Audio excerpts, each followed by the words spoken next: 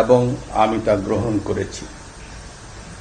প্রধানমন্ত্রীর পদত্যাগ ও বৈষম্য বিরোধী ছাত্র আন্দোলনে সৃষ্ট পরিস্থিতিতে আজ বঙ্গভবনে 3 বাহিনীর প্রধান এবং বিভিন্ন রাজনৈতিক দলের নেতৃবৃন্দ, সুশীল সমাজের প্রতিনিধি ও বৈষম্য বিরোধী ছাত্র আন্দোলনের কয়েকজন সমন্বয়কদের সাথে আলোচনা হয়।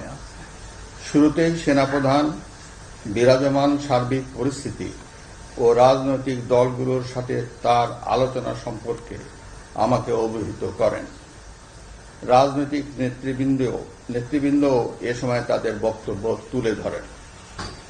সভায় বৈষম্য বিরোধী ছাত্র আন্দোলনের নিহত শহীদদের স্মরণে শোক প্রস্তাব গৃহীত হয়।